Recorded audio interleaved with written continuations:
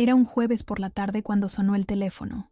Estaba doblando la ropa, mientras veía distraídamente un programa de cocina, cuando mi móvil vibró, mostrando el número del colegio. Mi corazón dio un vuelco. Siempre me inquietaba recibir llamadas del colegio, aunque mi hijo Mateo nunca había dado problemas antes. La voz al otro lado sonaba severa, casi fría. Era la directora, la señora Vázquez. Me dijo que Mateo se había metido en una pelea durante el recreo y había herido gravemente a otro niño. Lo estaban expulsando con efecto inmediato. No podía creerlo. ¿Mi Mateo? ¿El mismo niño que lloraba cuando pisaba accidentalmente un insecto? Exigí detalles, pero las respuestas de la señora Vázquez fueron cortantes y vagas. Tenemos testimonios de testigos, insistió. Necesitamos garantizar la seguridad de nuestros alumnos. Pregunté si podía hablar con Mateo, pero me dijo que estaba en el despacho del orientador y que lo enviarían a casa en breve, sin disculpas, sin compasión, solo una fría acción administrativa. Cuando Mateo cruzó la puerta 2 horas más tarde, tenía los ojos rojos, pero no de llorar. Parecía traicionado. Lo abracé con fuerza y le pregunté qué había pasado. Estuvo callado un momento. Luego susurró: «Yo no empecé, mamá. Solo intenté que parara». Mi estómago se encogió. Algo no estaba bien. Podía sentirlo en mis huesos. Barcelona siempre había sido para nosotros un lugar de nuevos comienzos. Nos mudamos aquí desde Sevilla hace 3 años, después de que falleciera mi marido. Queríamos un cambio, un lugar donde las sombras del pasado no nos persiguieran a cada esquina. El colegio San Jordi tenía buena reputación y Mateo se había adaptado bien. Hasta ahora. Esa noche, serví la cena en silencio. Tortilla de patatas, su favorita, pero apenas la tocó. Podía ver las preguntas formándose en su mente, preguntas para las que yo no tenía respuestas. ¿Tendré que cambiarme de colegio?, preguntó finalmente, con voz quebrada. No lo sé, cariño, respondí con sinceridad, pero te prometo que vamos a aclarar esto. Después de acostar a Mateo, me senté en la cocina con una taza de té que se enfrió sin que la probara. Repasé mentalmente lo sucedido. La versión del colegio no tenía sentido. Decían que había atacado a un niño llamado Hugo sin provocación, pero Mateo insistía en que había intervenido porque Hugo estaba lastimando a alguien más. ¿A quién? ¿Y por qué nadie hablaba de eso? Miré por la ventana hacia las luces de la ciudad. Las farolas del Paseo de Gracia brillaban a lo lejos, y pensé en lo pequeños que somos frente a las injusticias. Pero también pensé en mi madre, en cómo me había enseñado a no agachar la cabeza ante nadie. «Eres catalana, Lucía», solía decirme, «y las catalanas no se rinden». Decidí que al día siguiente iría al colegio. No iba a dejar que mancharan el nombre de mi hijo sin luchar. Mateo nunca había sido violento. Era un niño tranquilo que prefería leer libros de aventuras a jugar al fútbol con los otros chicos. Algo no cuadraba, y estaba decidida a descubrir qué. Dormí mal esa noche. Soñé con mi marido, Carlos. En el sueño, estábamos en la playa de la Barceloneta, donde solíamos ir los domingos. Me miraba con esa sonrisa suya que iluminaba sus ojos antes que sus labios y me decía: «Confía en tu instinto, Lucía. Siempre has sabido leer a las personas». Me desperté antes del amanecer, con la resolución clara en mi mente. Iba a defender a mi hijo, no porque fuera mi deber como madre, sino porque conocía su corazón. Y ese corazón no era capaz de la crueldad de la que lo acusaban. Preparé churros para el desayuno. Otro intento de normalidad en un día que sabía que no tendría nada de normal. Mateo bajó con su uniforme ya puesto, como si esperara ir al colegio. «Hoy no irás, cielo», le expliqué mientras servía chocolate caliente en su taza favorita, la que tenía dibujos de constelaciones. «Voy a hablar con la directora primero». Vi el alivio en su rostro, mezclado con miedo.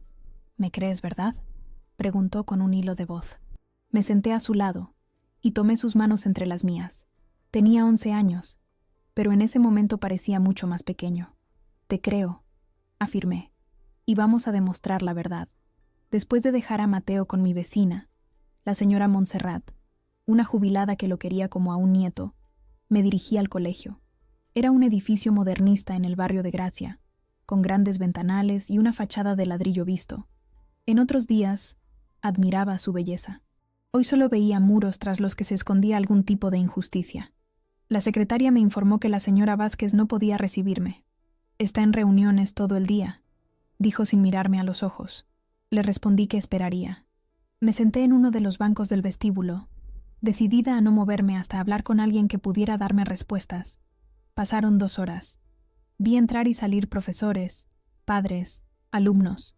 Nadie parecía notar mi presencia, como si fuera invisible.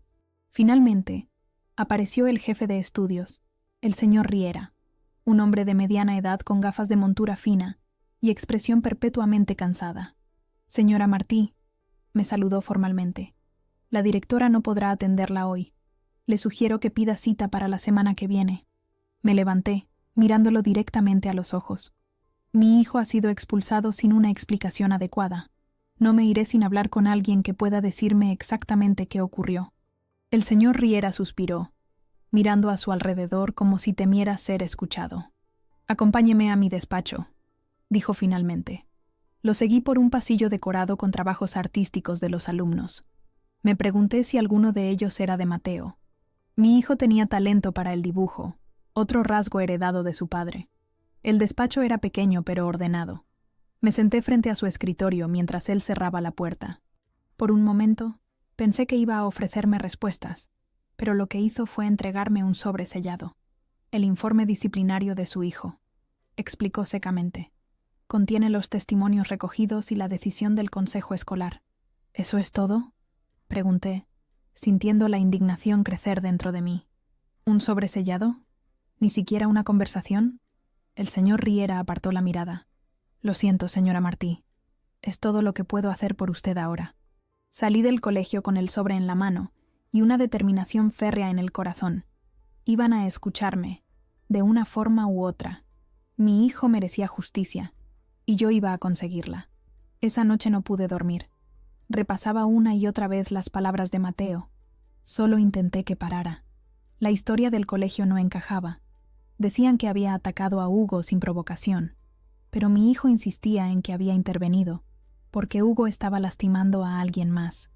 Necesitaba saber la verdad. No iba a permitir que mancharan el nombre de mi hijo sin luchar. Abrí el sobre con el informe mientras tomaba un café en la cocina. La luz del amanecer apenas se filtraba por la ventana. El documento era frío, burocrático. Describía a Mateo como agresor y a Hugo como víctima. Mencionaba testigos que habían visto a Mateo atacar violentamente a Hugo en el patio. Ni una palabra sobre otra persona involucrada. La firma al final era de la señora Vázquez, con un sello del Colegio San Jordi que parecía burlarse de mí. Dejé el informe sobre la mesa y me froté los ojos cansados. Mi instinto me decía que algo estaba mal, muy mal. Pensé en las opciones que tenía. Podía aceptar la expulsión y buscar otro colegio para Mateo, o podía luchar. La primera opción era la más fácil, pero significaría aceptar una injusticia. Y si algo me había enseñado la vida después de perder a Carlos, era que rendirse solo trae más dolor. Decidí hablar con otros padres de la clase de Mateo. Quizás sus hijos habían comentado algo en casa, algo que pudiera darme pistas. Tenía los números de algunos de ellos del grupo de WhatsApp de la clase. Empecé a llamar. La mayoría fueron evasivos. Lo siento, Lucía. No sé nada. Decían. O, mi hijo no vio nada. Podía sentir su incomodidad, su deseo de no involucrarse. Solo una madre, Carmen, la mamá de Sofía, una niña tímida que se sentaba junto a Mateo, accedió a hablar conmigo. Nos encontramos en una cafetería cerca de la Sagrada Familia. Carmen llegó nerviosa, mirando constantemente a su alrededor como si temiera ser vista. No debería estar aquí, dijo mientras revolvía su café sin probarlo. La directora nos pidió que no habláramos del incidente. ¿Por qué?, pregunté, sintiendo que estaba cerca de algo importante. Carmen dudó. Luego se inclinó hacia mí. Sofía me contó lo que vio. No fue como dicen. Hugo lleva semanas acosando a un niño, Daniel. Es nuevo. Llegó de Venezuela hace unos meses. Es pequeño, callado. Hugo le quita el almuerzo, lo amenaza en el baño, lo empuja. Mi corazón se aceleró. ¿Y los profesores? Hacen la vista gorda, respondió Carmen con amargura. Hugo es hijo de Javier Puig. ¿Sabes quién es? Asentí lentamente. Javier Puig era un empresario conocido en Barcelona, dueño de varias constructoras y, según rumores, con conexiones políticas importantes. El día de la pelea, continuó Carmen, Hugo estaba golpeando a Daniel detrás del gimnasio. Nadie hacía nada, los otros niños solo miraban. Sofía dice que Mateo intervino, gritó a Hugo que parara y lo empujó para alejarlo de Daniel. Un profesor llegó en ese momento y solo vio a Mateo empujando a Hugo. Sentí un nudo en la garganta. Mi hijo había hecho lo correcto. Había defendido a alguien que lo necesitaba, y lo estaban castigando por ello. Hay algo más, añadió Carmen dudando. Sofía grabó parte de lo que pasó con su móvil. No debería tenerlo en el colegio. Pero ya sabes cómo son los niños ahora. Mi pulso se aceleró. ¿Puedo verlo? Carmen miró de nuevo a su alrededor. Luego sacó su teléfono. Sofía me lo envió. No se lo he enseñado a nadie más. Tengo miedo, Lucía. Puig es poderoso en esta ciudad. El vídeo era corto. Apenas 30 segundos. La imagen temblaba, y el sonido estaba parcialmente ahogado por el ruido del patio.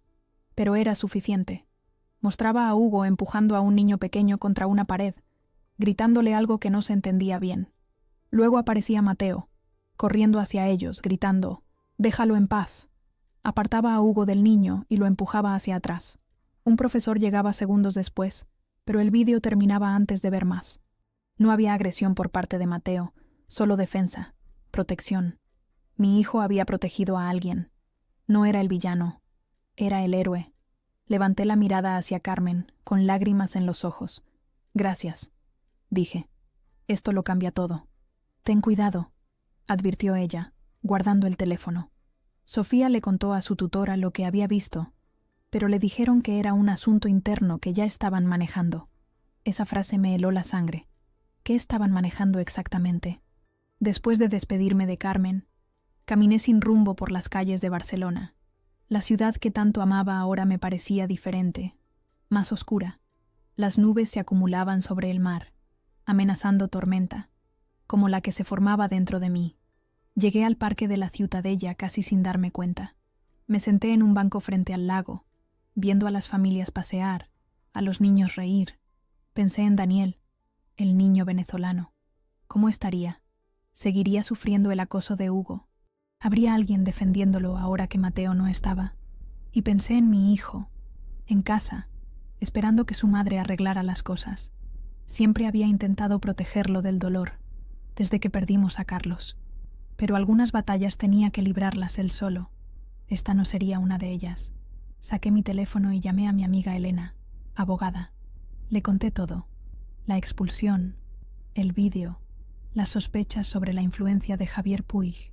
Elena escuchó en silencio. Luego dijo, «Necesitamos una reunión con la Junta Escolar. Formalmente, con todos los miembros presentes. ¿Crees que nos escucharán?», pregunté. «Les obligaremos a hacerlo», respondió con determinación. «Esto no se trata solo de Mateo, Lucía. Si lo que sospechas es cierto, están encubriendo el acoso sistemático a un niño para proteger a otro. Eso es grave». Esa misma tarde, Elena envió una solicitud formal para una reunión con la Junta Escolar, citando el derecho de Mateo a un proceso justo. Mencionó evidencia videográfica y testimonios contradictorios. La carta era firme, profesional, imposible de ignorar. Mientras esperábamos respuesta, visité a la familia de Daniel. Vivían en un pequeño apartamento en el Raval, un barrio humilde pero vibrante. La madre de Daniel, María, me recibió con recelo al principio, pero cuando le expliqué quién era y por qué estaba allí, su actitud cambió. «Tu hijo fue el único que ayudó a Daniel», dijo con acento venezolano y ojos brillantes de emoción. Los demás solo miraban. Daniel estaba sentado en silencio en un rincón de la pequeña sala dibujando. Era pequeño para su edad, con grandes ojos oscuros que parecían haber visto demasiado para un niño de 11 años. «¿Cómo estás, Daniel?», pregunté suavemente. Levantó la mirada brevemente. «Bien», murmuró, antes de volver a su dibujo. Su madre suspiró. «No quiere volver al colegio. Dice que tiene dolor de estómago cada mañana. Pero no podemos cambiarlo. Ya hemos gastado mucho en libros y uniforme». Entendí su dilema. Como inmigrantes recientes, sus recursos eran limitados. El Colegio Sant Jordi ofrecía algunas becas para familias con pocos recursos, Probablemente por eso Daniel estaba allí. Pero ahora esa oportunidad educativa se había convertido en una pesadilla para él. ¿Has hablado con los profesores sobre el acoso? Pregunté. María asintió. Muchas veces. Siempre dicen que van a vigilar, que hablarán con los niños. Pero nada cambia. Y ahora, después de lo que pasó con tu hijo, tengo miedo de que sea peor para Daniel. Miré al niño, tan vulnerable, tan solo. Pensé en Mateo, en cómo su sentido de la justicia lo había llevado a defenderlo. Mi hijo había hecho lo correcto en un mundo que premiaba el silencio y la complicidad. Vamos a cambiar esto, prometía María, por Mateo y por Daniel. 2 días después, recibimos respuesta del colegio. La señora Vázquez había intentado cancelar la reunión 2 veces, pero Elena había sido persistente. Finalmente, habían accedido a vernos. La reunión sería al día siguiente. Esa noche, preparé todo. El vídeo, las declaraciones de Carmen y María, el historial impecable de Mateo. Elena me ayudó a organizarlo todo de manera lógica, convincente. Pero lo que no esperaba era que, cuando finalmente nos sentamos frente a la señora Vázquez y la junta escolar, la directora pareciera aterrorizada. La sala de reuniones del Colegio San Jordi era austera, con una gran mesa de madera en el centro y retratos de antiguos directores en las paredes. La señora Vázquez estaba sentada en un extremo, con el señor Riera a su derecha y 3 miembros más de la junta escolar repartidos a ambos lados. Elena y yo nos sentamos frente a ellos, con nuestros documentos cuidadosamente organizados. Gracias por recibirnos, comenzó Elena con tono profesional. Estamos aquí para discutir la injusta expulsión de Mateo Martí y presentar evidencia que contradice la versión oficial de los hechos. La señora Vázquez carraspeó. Señora Martí, entiendo su preocupación como madre, pero la decisión fue tomada siguiendo nuestro protocolo disciplinario. Tenemos testimonios de testigos que... También nosotras tenemos testimonios, interrumpió Elena. Y algo más. Sacó su tablet y la colocó sobre la mesa. Tenemos un vídeo del incidente. Vi cómo el color abandonaba el rostro de la directora. El señor Riera se removió incómodo en su silla. Los otros miembros de la junta intercambiaron miradas confusas. Un vídeo no autorizado no puede ser considerado como evidencia, dijo rápidamente la señora Vázquez. Los alumnos tienen prohibido usar móviles en el centro. Sin embargo, el contenido del vídeo es lo que importa, respondió Elena con calma. Les sugiero que lo vean antes de decidir su relevancia. Sin esperar respuesta, pulsó play. La imagen temblorosa apareció en la pantalla. Se podía ver claramente a Hugo empujando a Daniel contra la pared, luego a Mateo interviniendo para defenderlo. No había agresión injustificada, solo un niño protegiendo a otro. Cuando el vídeo terminó, un silencio pesado llenó la sala. Uno de los miembros de la junta, un hombre mayor con gafas, fue el primero en hablar. Esto no coincide con el informe que recibimos. Exactamente, dije encontrando mi voz. Mi hijo no atacó a nadie sin provocación. Estaba defendiendo a un compañero que estaba siendo acosado. Un compañero que, según hemos descubierto, lleva sufriendo bullying durante meses sin que el colegio haya tomado medidas. La señora Vázquez se inclinó hacia adelante, con las manos entrelazadas tan fuertemente que sus nudillos se habían puesto blancos. No teníamos conocimiento de ninguna situación de acoso. ¿Está segura?, preguntó Elena, sacando una carpeta. Tenemos declaraciones de la madre de Daniel, María González, donde afirma que ha reportado el acoso en múltiples ocasiones. También tenemos el testimonio de Sofía Ramírez, quien presenció varios incidentes y los reportó a su tutora. El rostro de la señora Vázquez se endureció. Eso debería haber llegado hasta mí.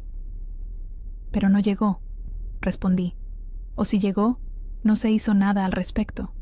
Mi pregunta es, ¿por qué? El silencio volvió a caer sobre la sala. La tensión era palpable. Finalmente, el señor Riera habló, con voz casi inaudible.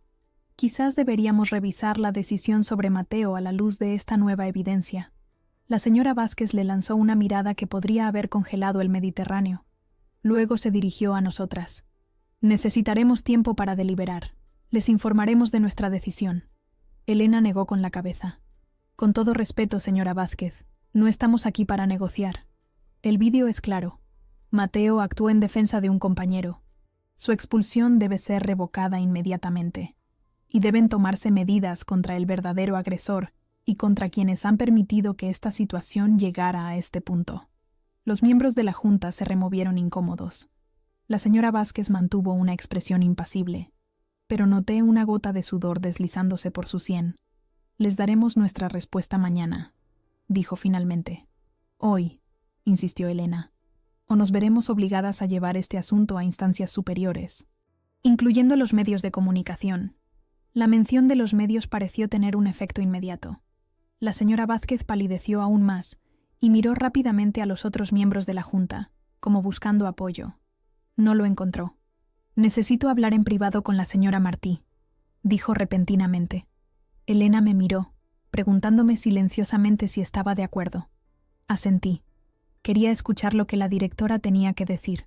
Los demás salieron de la sala dejándonos a solas. La señora Vázquez esperó a que la puerta se cerrara. Luego se desplomó en su silla como si toda la energía hubiera abandonado su cuerpo. No era así como quería que fueran las cosas, dijo casi en un susurro. Sentí una mezcla de compasión y rabia. Esta mujer había permitido que mi hijo fuera tratado injustamente, pero algo en su rostro me decía que había más en la historia. ¿Qué está pasando realmente aquí?, pregunté. La señora Vázquez me miró con ojos cansados. Hugo es el hijo de Javier Puig, comenzó, aunque eso ya lo sabía. Puig donó más de 200.000 euros al colegio el año pasado. Nuestro laboratorio de ciencias lleva su nombre. ¿Y eso justifica que se permita a su hijo acosar a otros niños?, pregunté, sintiendo la indignación crecer dentro de mí. No, por supuesto que no, respondió rápidamente. Al principio intenté manejarlo. Cuando llegaron las primeras quejas sobre Hugo, hablé con él, con sus profesores. Incluso llamé a sus padres. Hizo una pausa, pasándose una mano por el cabello perfectamente peinado. Pero Puig dejó claro que esperaba que mantuviéramos el expediente de su hijo limpio. Dijo que sería una pena que los fondos para la nueva biblioteca tuvieran que ir a otro colegio. Así que decidió sacrificar a otros niños para mantener contento a un donante. Dije, sin molestarte en ocultar mi desprecio. No fue tan simple. Se defendió débilmente. Intenté equilibrar las cosas. Vigilar a Hugo sin confrontar directamente a su padre. Pero la situación se me fue de las manos. Hizo una pausa, mirando hacia la ventana. La lluvia había comenzado a caer sobre Barcelona, difuminando el paisaje urbano. No esperaba que otro niño interviniera, que su hijo interviniera, porque hizo lo que los adultos a su alrededor no se atrevieron a hacer. Respondí, sintiendo un orgullo feroz por Mateo. La señora Vázquez bajó la mirada. Cuando el profesor encontró a los niños, solo vio a Mateo empujando a Hugo. Siguió el protocolo, informó del incidente. Cuando me enteré de quiénes eran los involucrados, debería haber investigado más a fondo, pero su voz se apagó. Pero era más fácil culpar a mi hijo, completé por ella. Asintió lentamente. La Junta me advirtió que si no manejaba la situación, mi puesto estaría en riesgo. He trabajado toda mi vida para llegar a ser directora, señora Martí. Este colegio es mi vida. La miré, tratando de entender cómo alguien podía justificar tal injusticia. ¿Y qué hay de la vida de Daniel? ¿De la vida de Mateo? ¿Valen menos que su carrera? No respondió. No necesitaba hacerlo. Su silencio lo decía todo. ¿Cuántos más?, pregunté. ¿Cuántos otros niños han sido culpados o ignorados para proteger a Hugo? De nuevo, silencio. Un silencio más condenatorio que cualquier respuesta que pudiera haber dado. Sentí una mezcla de emociones, rabia, indignación, pero también determinación. Ya no se trataba solo de Mateo. Era algo más grande, más sistemático. Un abuso de poder que afectaba a niños inocentes. Esto es lo que va a pasar, dije, sorprendiéndome a mí misma con la firmeza de mi voz. Mateo será readmitido con una disculpa formal. Daniel recibirá protección y apoyo. Y usted iniciará una investigación sobre el comportamiento de Hugo y tomará medidas apropiadas, independientemente de quién sea su padre. La señora Vázquez me miró con una mezcla de resignación y ¿alivio? La Junta nunca lo aprobará. Entonces tendré que convencerlos, respondí, con o sin su ayuda. Salí de la sala sintiéndome temblorosa pero resuelta. Elena me esperaba afuera, preocupada. ¿Qué te dijo? Le conté todo mientras caminábamos hacia la salida del colegio. La lluvia seguía cayendo, pero no me importaba mojarme. Me sentía limpia por primera vez en días, como si la verdad finalmente hubiera salido a la superficie. «Esto es grave, Lucía», dijo Elena cuando terminé. «No es solo una injusticia contra Mateo, es un encubrimiento sistemático». «Lo sé», respondí, «y no puedo simplemente conseguir que readmitan a Mateo y olvidarme del resto. Tengo que sacar la verdad a la luz, no importa el costo». Elena me miró con admiración. «Vas a necesitar ayuda. Esto podría ponerse feo». «¿Estás conmigo?», pregunté. Sonrió. Hasta el final. Cuando llegué a casa, Mateo estaba esperándome en la puerta. Su rostro se iluminó al verme, lleno de esperanza. «¿Qué pasó, mamá? ¿Puedo volver al colegio?». Lo abracé fuertemente, sintiendo su cuerpo pequeño pero fuerte contra el mío. «Mi valiente niño». «Todavía no», respondí con sinceridad. «Pero pronto, y cuando vuelvas será con la cabeza bien alta».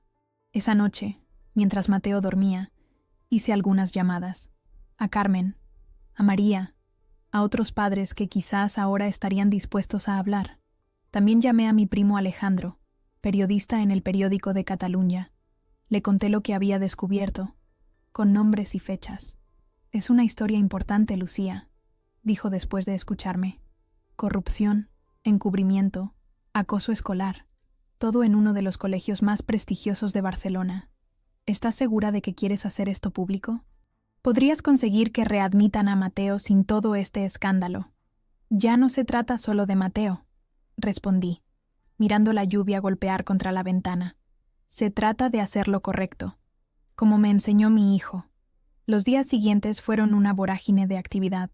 Con la ayuda de Elena y Alejandro, comencé a construir un caso sólido. No solo queríamos que readmitieran a Mateo, sino exponer todo el sistema corrupto que había permitido que la situación llegara tan lejos. Alejandro entrevistó discretamente a más padres y profesores. Muchos hablaron bajo condición de anonimato, temiendo represalias. Sus testimonios dibujaban un patrón inquietante. Hugo no era el único hijo de familias influyentes que recibía un trato especial. Había otros casos de acoso ignorados, calificaciones infladas, incidentes disciplinarios borrados de los expedientes. «Es como si hubiera dos colegios dentro del mismo edificio», me explicó Alejandro mientras revisábamos sus notas en mi pequeña cocina. «Uno para los hijos de las familias con poder y otro para el resto». Elena, mientras tanto, había estado investigando a Javier Puig. Lo que descubrió me dejó helada. «Sus donaciones al colegio no son simples actos de generosidad», explicó, mostrándome documentos que había conseguido a través de contactos en el ayuntamiento. El nuevo edificio del laboratorio que lleva su nombre fue construido por una de sus empresas, a un precio muy por encima del mercado. Y adivina quién aprobó el presupuesto. «¿Quién?», pregunté, aunque ya intuía la respuesta. «El presidente de la Junta Escolar, Ramón Montaner. Casualmente, también es socio minoritario en una de las empresas de Puig». Todo empezaba a encajar. No era solo un padre protegiendo a su hijo. Era una red de influencias y favores, dinero moviéndose bajo la mesa, adultos poderosos mirando hacia otro lado, mientras niños como Daniel sufrían las consecuencias. El martes por la mañana recibimos una llamada inesperada. Era la secretaria de la señora Vázquez, informándonos que la Junta había decidido revisar el caso de Mateo. Querían reunirse con nosotros esa misma tarde. «Es demasiado conveniente», comentó Elena suspicaz. «Han tenido tiempo de preparar su defensa, o quizás de eliminar evidencia. O tal vez la señora Vázquez decidió hacer lo correcto», sugerí, aunque sin mucha convicción. La reunión fue en la misma sala austera.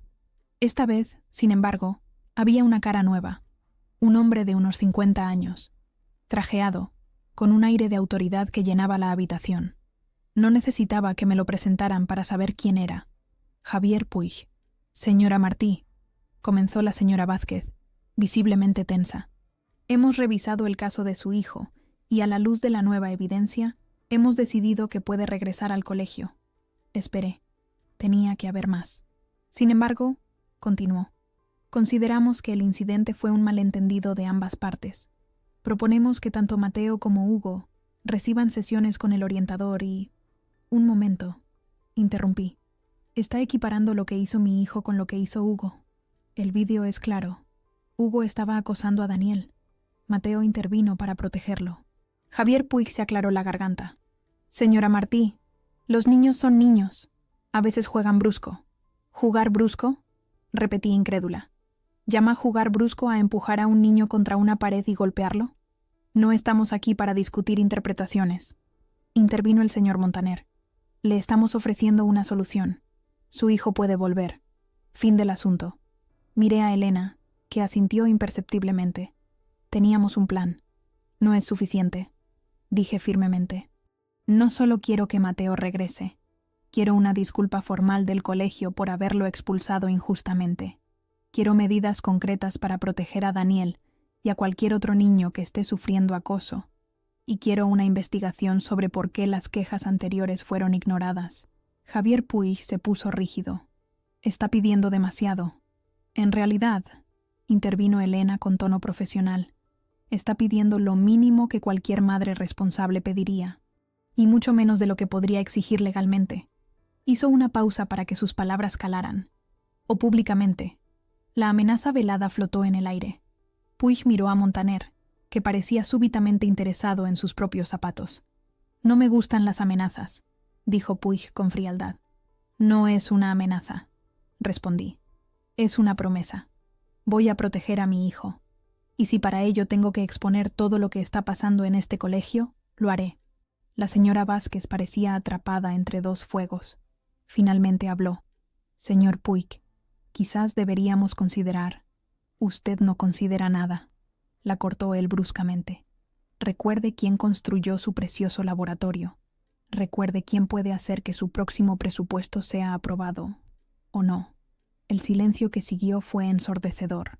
La señora Vázquez palideció, pero algo cambió en su mirada. Una chispa de determinación, tal vez incluso de dignidad recuperada. Lo recuerdo perfectamente, dijo con voz clara, como también recuerdo por qué me convertí en educadora. No fue para servir a los intereses de hombres poderosos, sino para proteger y formar a niños. Todos los niños. Puig la miró como si acabara de abofetearlo. Cuide sus palabras, Mercedes. No, usted cuide las suyas, respondió ella irguiéndose. Este es mi colegio, y a partir de ahora se va a dirigir con el debido respeto, como lo haría con cualquier otro profesional. La tensión en la sala era palpable. Puig miró a su alrededor, buscando aliados, pero solo encontró miradas evasivas. Finalmente, se levantó. Esto no quedará así, dijo, dirigiéndose a todos nosotros. Tengo influencia en esta ciudad. Puedo hacer que este colegio pierda su prestigio, su financiación. Puedo hacer que usted, señaló a la señora Vázquez, no vuelva a trabajar en educación. Elena sonrió por primera vez desde que entramos a la sala. ¿Está amenazando a la directora de un colegio, señor Puig? Qué interesante. ¿Le importaría repetirlo? Creo que no lo grabé bien. Sacó su teléfono del bolsillo y lo puso sobre la mesa. Puig lo miró, luego a ella, comprendiendo lentamente que había caído en una trampa. Esto es ilegal, dijo, pero sin la misma convicción. No en Cataluña, respondió Elena tranquilamente. La ley permite grabar conversaciones en las que uno participa sin necesidad de consentimiento del otro interlocutor, especialmente cuando hay indicios de delito, como amenazas o coacción. Puig recogió su maletín con movimientos bruscos. Esta reunión ha terminado, dijo, dirigiéndose a la puerta. En realidad, lo detuvo la señora Vázquez. No ha terminado, pero su participación en ella sí. Miró al señor Montaner. Y la suya también, Ramón. Creo que deberíamos discutir su posición en la Junta, dadas las circunstancias. Montaner salió tras Puig, claramente nervioso. Cuando la puerta se cerró tras ellos, la sala pareció respirar por primera vez. La señora Vázquez se volvió hacia nosotras. Tenías razón, me dijo. Esto va más allá de un incidente aislado. Es un sistema corrupto que yo he permitido que florezca. Hizo una pausa, y por un momento vi la vulnerabilidad detrás de su fachada profesional. Lo siento, de verdad lo siento. Las disculpas son un comienzo, respondí. Pero lo que necesitamos ahora son acciones. Asintió. Mateo será readmitido mañana mismo, con una disculpa formal y la eliminación de cualquier mención del incidente en su expediente. Implementaremos un nuevo protocolo antiacoso con efecto inmediato. Y sobre Hugo, dudó. No puedo expulsarlo sin seguir el mismo proceso que todos. pero se abrirá una investigación sobre su comportamiento y se tomarán las medidas disciplinarias correspondientes. ¿Y Daniel?, pregunté. Recibirá todo el apoyo que necesite, prometió.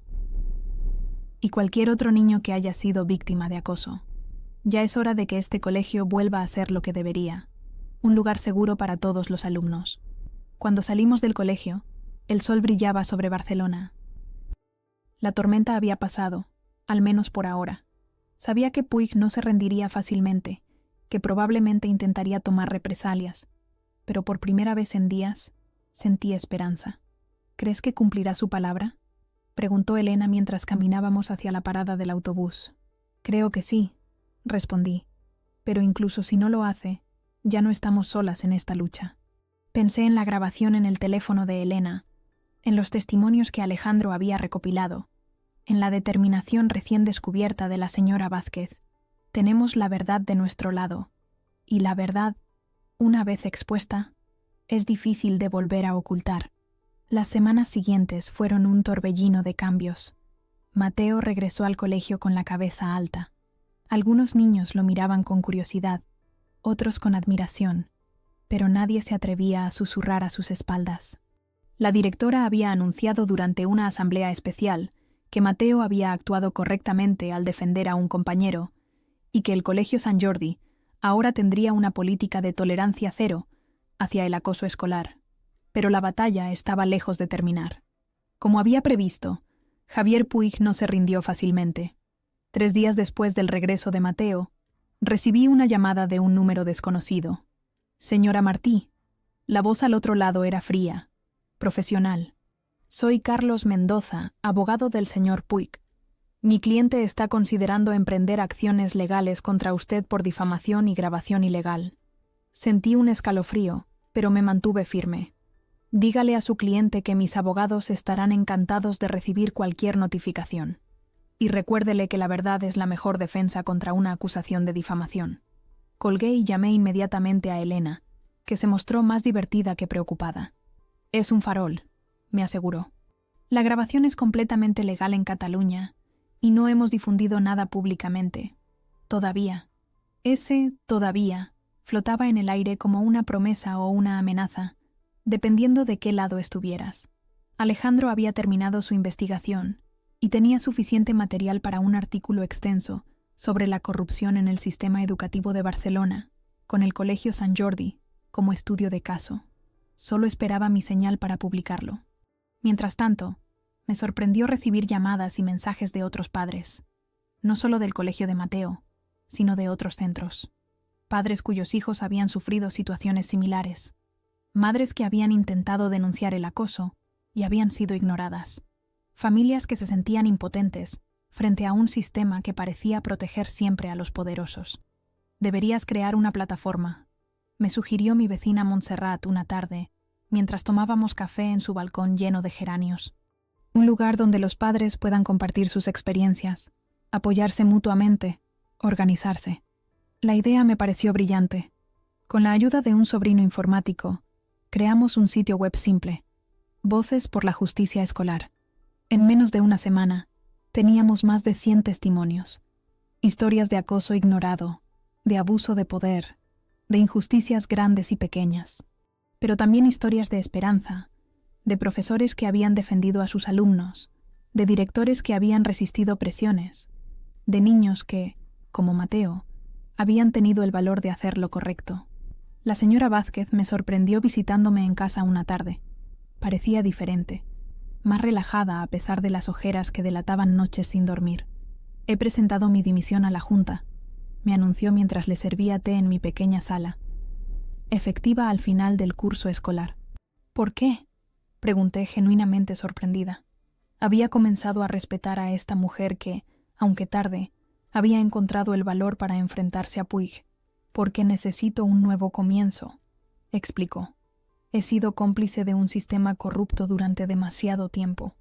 Quiero volver a enseñar, recordar por qué me hice educadora. Me contó que antes de ser directora había sido profesora de literatura, que adoraba ver a los niños descubrir el poder de las palabras, la magia de las historias. Se había alejado de esa pasión persiguiendo un cargo, un estatus. Tu hijo me enseñó algo importante, dijo, mirando una foto de Mateo que tenía en la estantería. A veces se necesita el valor de un niño para recordarnos a los adultos cuáles son nuestras verdaderas responsabilidades. Antes de marcharse, me entregó una carpeta. Esto podría interesarte, dijo simplemente. Dentro había documentos internos del colegio, facturas infladas para proyectos construidos por las empresas de Puig, correos electrónicos donde Montaner presionaba para ignorar quejas contra ciertos alumnos, registros de donaciones que coincidían sospechosamente con decisiones favorables de la Junta. ¿Por qué me das esto?, pregunté. Porque confío en que harás lo correcto con ello, respondió. Yo no tuve ese valor, pero tú sí. Le pasé los documentos a Alejandro, que los recibió como si fueran oro. Esto es dinamita, Lucía, dijo después de revisarlos. Con esto, podemos exponerlos completamente. El artículo se publicó un domingo. El precio del silencio, corrupción y acoso en las aulas de élite, ocupaba la portada y 4 páginas interiores de El Periódico de Cataluña. Nombraba nombres, citaba documentos, incluía testimonios. Era devastador, meticuloso y, lo más importante, irrefutable. La respuesta fue inmediata. El lunes, las cadenas de televisión locales cubrían la historia. El martes, había saltado a los medios nacionales. El miércoles, el Departamento de Educación de la Generalitat anunció una investigación oficial. Ramón Montaner dimitió esa misma semana. Otros miembros de la Junta lo siguieron. Javier Puig emitió un comunicado negando cualquier irregularidad y amenazando con acciones legales, pero sonaba hueco, desesperado. Hugo fue transferido a un internado suizo. Daniel, por su parte, comenzó a sonreír de nuevo. Su madre, María, me llamó una noche, llorando de gratitud. Mi hijo ya no finge estar enfermo para no ir al colegio, me dijo. Ahora tiene amigos, incluso tu Mateo. La plataforma Voces por la Justicia Escolar crecía día a día. Organizamos una primera reunión en un centro cívico de l'Eixample, esperando quizás 20 o 30 padres. Vinieron más de 200. Personas comunes que habían decidido que ya era suficiente, que era hora de cambiar las cosas. Entre ellos estaba Carmen, la madre de Sofía, que había tenido el valor de mostrarme el vídeo. Nunca pensé que esto llegaría tan lejos, me confesó.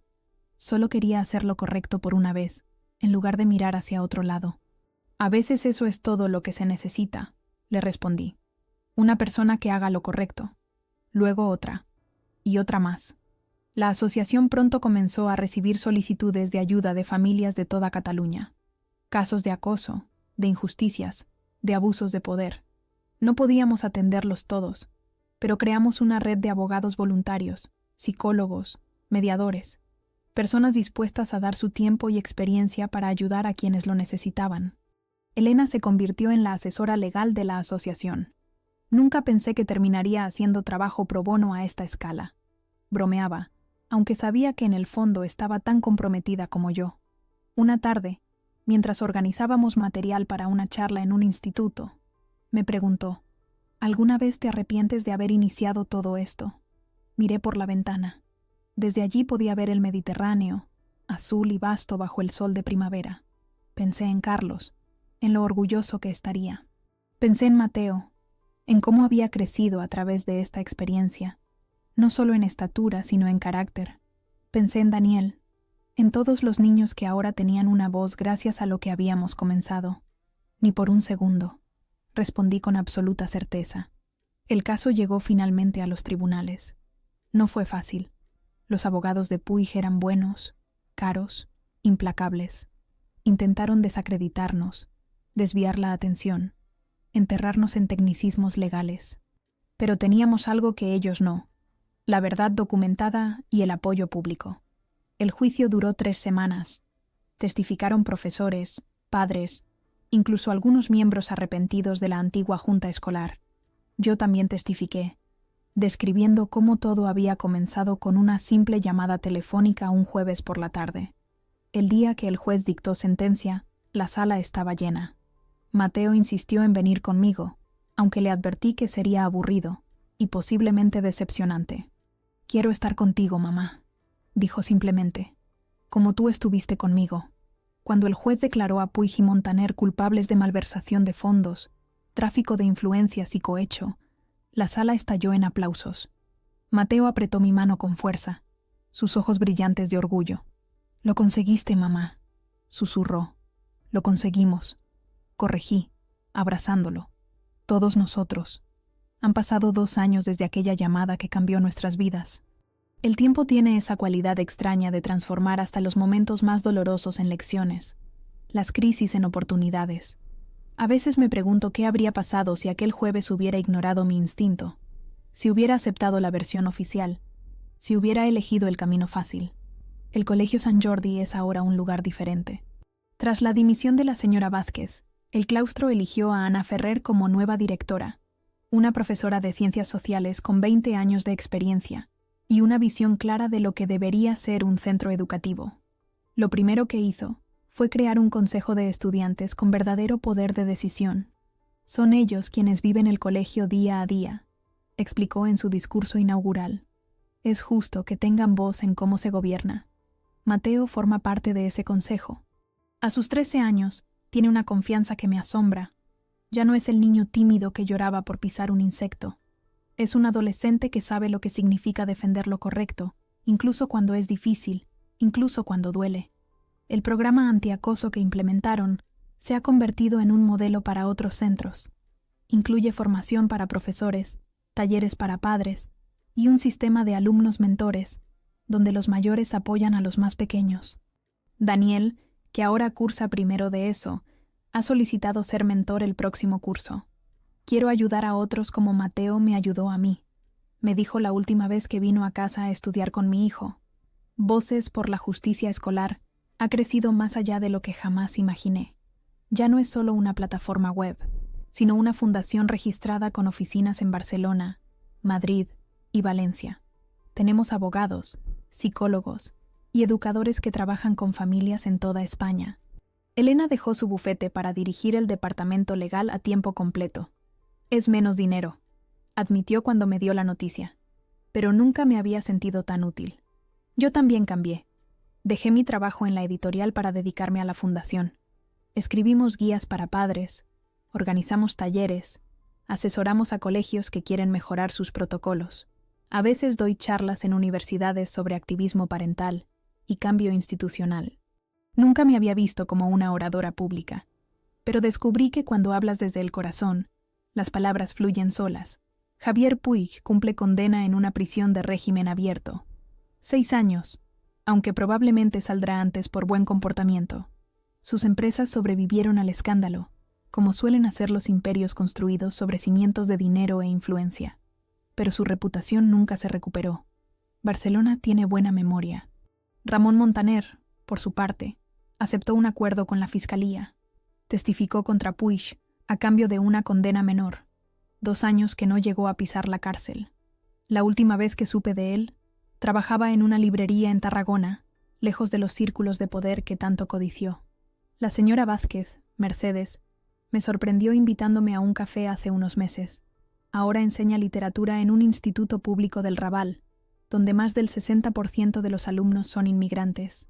Es el trabajo más duro que he tenido, me dijo con una sonrisa cansada pero genuina, y el más gratificante. Hablamos durante horas, no como antiguas adversarias, sino como 2 mujeres que habían recorrido caminos difíciles para llegar a un lugar mejor. Antes de despedirnos, me entregó un libro, Don Quijote de la Mancha, para recordarnos que a veces hay que luchar contra molinos de viento, dijo, y que lo que parece una locura para el mundo puede ser el acto más cuerdo para quien conoce la verdad. Este verano, Mateo y yo viajamos a Sevilla por primera vez desde que nos mudamos. Visitamos la tumba de Carlos, le llevamos girasoles, sus favoritos. Mateo permaneció un rato en silencio frente a la lápida. Luego dijo, «Creo que papá estaría orgulloso de nosotros, ¿verdad?» «Muy orgulloso», respondí, abrazándolo por los hombros, sorprendida de lo alto que estaba, casi a mi altura ya. Caminamos por las calles de nuestra antigua ciudad, reconociendo algunos lugares, descubriendo otros nuevos. En la Plaza de España, nos sentamos a la sombra mientras Mateo me contaba sus planes para el futuro. Quiere estudiar Derecho, como Elena, o quizás periodismo, Como Alejandro, añadió. Quiero seguir ayudando a las personas a encontrar justicia. Lo escuchaba y veía en él lo mejor de su padre, lo mejor de mí, y algo completamente suyo. Una determinación tranquila, una compasión innata que ninguna adversidad había logrado apagar. Esa noche, mientras cenábamos en una terraza con vistas al Guadalquivir, Mateo me preguntó algo que me tomó por sorpresa. Mamá, si pudieras volver atrás, ¿cambiarías algo? ¿Evitarías todo lo que pasó? Reflexioné antes de responder. Pensé en el miedo, en la rabia, en las noches sin dormir. Pero también pensé en el valor descubierto, en las amistades forjadas, en las vidas cambiadas, en cómo una sola acción puede desencadenar una ola de cambios que ni siquiera podemos imaginar. No, respondí finalmente. No cambiaría nada. A veces el camino más difícil es el único que debemos recorrer. Regresamos a Barcelona con una certeza renovada. Nuestra lucha no había terminado. Quizás nunca terminaría del todo. Siempre habría injusticias que combatir, voces que amplificar, sistemas que cambiar. Pero ya no caminábamos solos. La semana pasada recibí un correo de una madre en Bilbao. Su hijo había sido expulsado injustamente de su colegio por una situación similar a la nuestra. Había encontrado nuestra fundación en Internet y nos pedía ayuda. Mientras leía su mensaje, recordé la sensación de impotencia, de soledad, de indignación. Pero también recordé el poder que surge cuando te niegas a guardar silencio. Le respondí inmediatamente, ofreciéndole no solo apoyo legal a través de nuestros contactos en el País Vasco, sino también algo igual de importante, la seguridad de que su lucha importaba, de que no estaba sola, de que juntos podíamos marcar la diferencia. Esta mañana, mientras preparaba el desayuno, encontré a Mateo leyendo el periódico en la mesa de la cocina. ¿Sabías que el Departamento de Educación va a implementar nuestro programa antiacoso en todas las escuelas públicas de Cataluña?, me preguntó, señalando un artículo. Sonreí, sintiendo una mezcla de orgullo y humildad.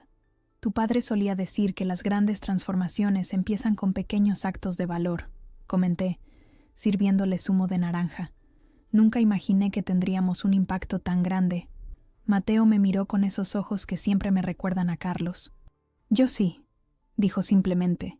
Siempre supe que eras más fuerte de lo que creías. Quizás tenía razón. Quizás todos somos más fuertes de lo que creemos, capaces de más cambio del que imaginamos. Quizás solo necesitamos ese momento definitorio, esa llamada telefónica que nos obliga a elegir entre la comodidad del silencio y el difícil camino de la verdad. Esta tarde tengo una reunión con el equipo de la Fundación. Estamos desarrollando un nuevo proyecto, una aplicación que permitirá a estudiantes reportar situaciones de acoso de forma anónima y recibir apoyo inmediato. Es ambicioso, complicado. Probablemente encontraremos resistencia, pero ya no me asusta enfrentarme a los obstáculos. Mientras camino por las calles de Barcelona hacia nuestra oficina, observo a la gente pasar, padres llevando a sus hijos al colegio, profesores cargados con carpetas, adolescentes riendo en grupo. Todos ellos merecen un sistema educativo justo, seguro, donde cada niño pueda crecer sin miedo, donde cada voz sea escuchada, donde el poder no silencie la verdad. Y si para construir ese sistema tenemos que desmantelar el antiguo, piedra a piedra, eso es exactamente lo que haremos. No porque seamos especiales, sino porque somos obstinados, porque cuando se trata de proteger a nuestros hijos, de defender lo que es justo, las madres como yo nos convertimos en una fuerza imparable. Lo que comenzó como una batalla personal se ha transformado en algo mucho más grande que nosotros. Y en ese proceso, yo también me he transformado. Ya no soy solo Lucía, la madre de Mateo, la viuda de Carlos. Soy una voz para quienes no la tienen, un puente para quienes se sienten aislados, un recordatorio de que el cambio siempre es posible, incluso cuando parece imposible.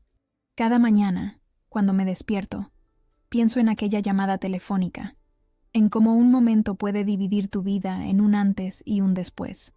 Y cada mañana, elijo de nuevo el camino que tomé entonces, el camino de la verdad, por difícil que sea, porque he aprendido que cuando defiendes lo que es justo, nunca caminas realmente sola.